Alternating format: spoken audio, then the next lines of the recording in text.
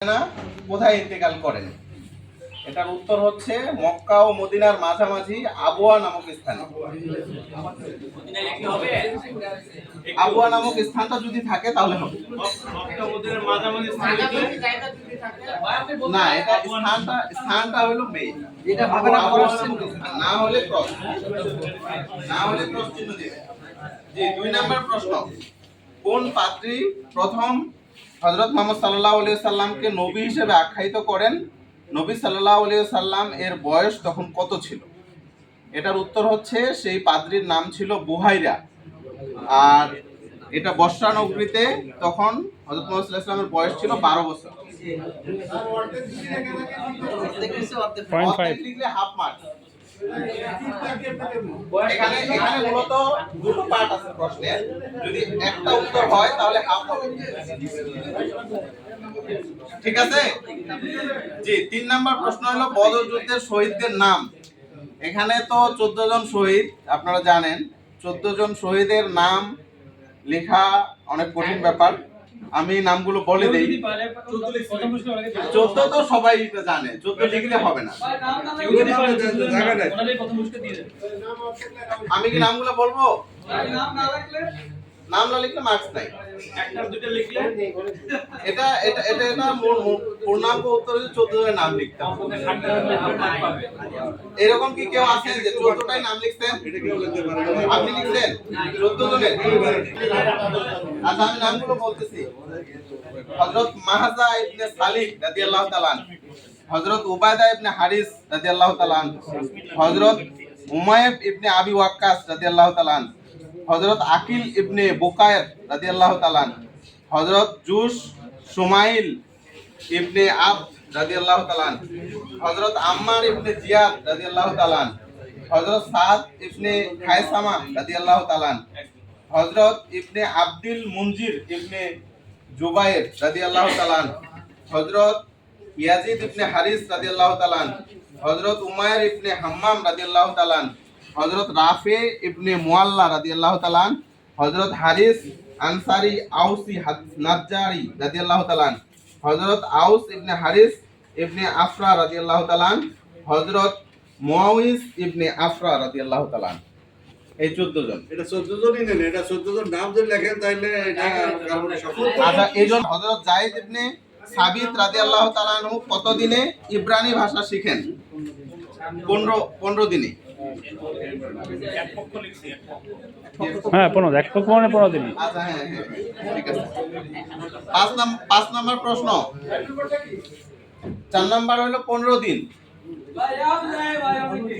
হ্যাঁ, না না না, এখন নিজের প্রশ্ন তো নিজের কাছে থাকার কথা না।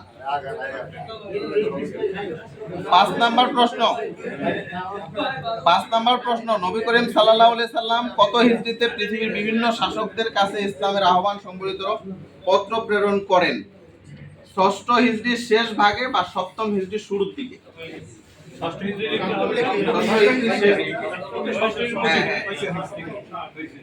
জি, 6 নাম্বার প্রশ্ন, মাথায় উটের নাড়ি ভুঁড়ি চাপিয়ে দিয়েছিল কে? 6 নাম্বার প্রশ্নের উত্তর হলো উকবা।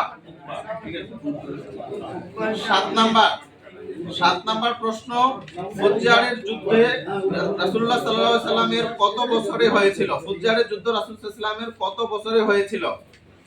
উত্তর হচ্ছে 15 বছর। না, এটা কিন্তু 14 কন্ট্রোভার্সিয়াল। জি, এরপরে 8 নাম্বার প্রশ্ন, হিলফুল ফজল কোন মাসে হয়? উত্তর হচ্ছে জিলকদ। 9 নাম্বার প্রশ্ন, বিবি খাদিজার সাথে বিয়ের মহরানা কত ছিল? উত্তর হচ্ছে 20টি উট। 100 উট না, 20 উট। প্রশ্ন, আবুল আহাবের স্ত্রীর নাম কি? উম্মে জামিল। 10 প্রশ্ন, আকাবার শপথে কতজন পুরুষ ছিলেন? কয়টি বিষয়ের উপর শপথ করানো হয়? এখানে 12 জন পুরুষ ছিলেন এবং 6টি বিষয়ের উপরে শপথ করানো হয়েছিল। হ্যাঁ, 12 নাম্বার প্রশ্ন, 12 নাম্বার প্রশ্ন, আউস গোত্রের প্রধান নেতা কে ছিলেন? সাদ ইবনে মুআজ। 12 নম্বর প্রশ্ন সাদ ইবনে মুআজ। 13 নম্বর হিজরত কালে কতদিন রাসূল করিম সাল্লাল্লাহু আলাইহি সাল্লাম কুবায় অবস্থান করছিলেন? 13 নম্বর 14 দিন। 13 নম্বর প্রশ্নের উত্তর হলো 14 দিন। 15 নম্বর প্রশ্ন মদিনায় সর্বপ্রথম 14 নম্বর প্রশ্ন মদিনায় সর্বপ্রথম রাসূল পাক সাল্লাল্লাহু আলাইহি সাল্লাম কার বাড়িতে উঠেছিলেন? আবু আইয়ুব আনসারী রাদিয়াল্লাহু তাআলা। 14 নম্বর আবু আইয়ুব আনসারী রাদিয়াল্লাহু তাআলা। 14 নম্বর।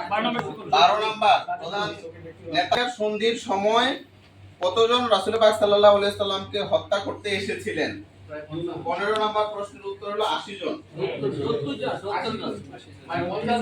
80 জন। আপনারা এই যে যারা গুগলে সার্চ দিয়ে বলতেছেন এগুলো কিন্তু বলবেন না।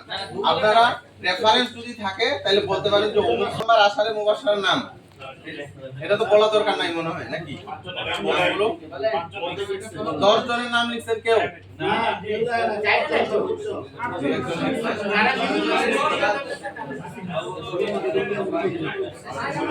আশারে মুবাশশার হযরত আবু বকর সিদ্দিক রাদিয়াল্লাহু তাআলা আন, হযরত ওমর ইবনে খাত্তাব রাদিয়াল্লাহু তাআলা আন, হযরত উসমান ইবনে আফফান রাদিয়াল্লাহু তাআলা আন, হযরত আলী রাদিয়াল্লাহু তাআলা আন, আবু উবাইদা বিন জাররা রাদিয়াল্লাহু তাআলা আন, সাদ বিন আবি ওয়াক্কাস রাদিয়াল্লাহু তাআলা আন, আব্দুর রহমান ইবনে আউফ রাদিয়াল্লাহু তাআলা আন, জুবাইর বিন আউম রাদিয়াল্লাহু তাআলা আন, তালহা বিন উবাইদুল্লাহ রাদিয়াল্লাহু তাআলা আন, সাঈদ বিন যায়েদ রাদিয়াল্লাহু তাআলা আন। এই হলো 10 জন।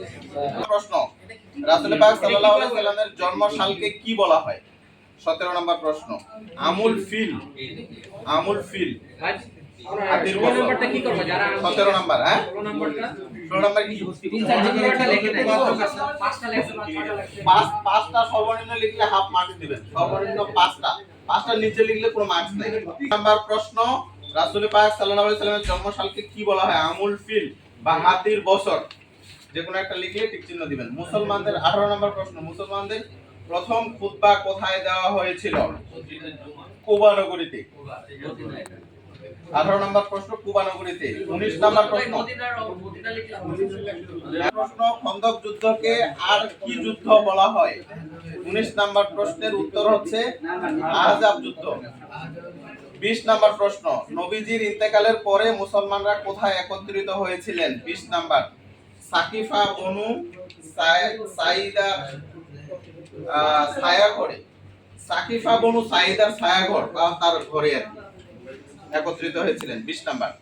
21 নম্বর প্রশ্ন মক্কায় দাওয়াত শুরু করার সময় কতজন লোক ইসলাম গ্রহণ করেছিলেন? 21 নম্বর প্রশ্ন 21 জন।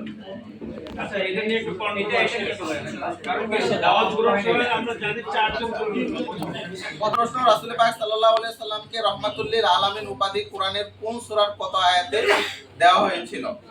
সূরা আম্বিয়ার 107 নম্বর আয়াত। সূরা হুজরাত দেখছি।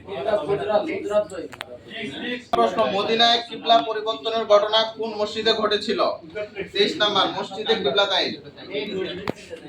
মসজিদে কিবলাতাইন। 24 নম্বর প্রশ্ন খন্দক যুদ্ধে মুসলমানরা কতদিন অবরুদ্ধ ছিল? প্রশ্ন উত্তর 27 দিন।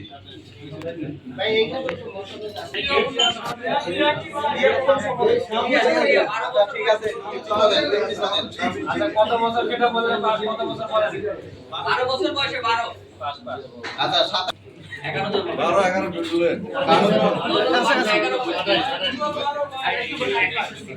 আচ্ছা 28 নাম্বার 29 নাম্বার হইছে 30 নাম্বার 12 11 ভাই আছে। আচ্ছা 30 আসামা লিখলেও হবে। আসামা লিখলেও হবে। ঠিক চিহ্ন দেন। আচ্ছা ঠিক চিহ্ন দেওয়া হয়েছে। ঠিক আছে এখন আমাদেরকে দিয়ে দেন প্রশ্ন।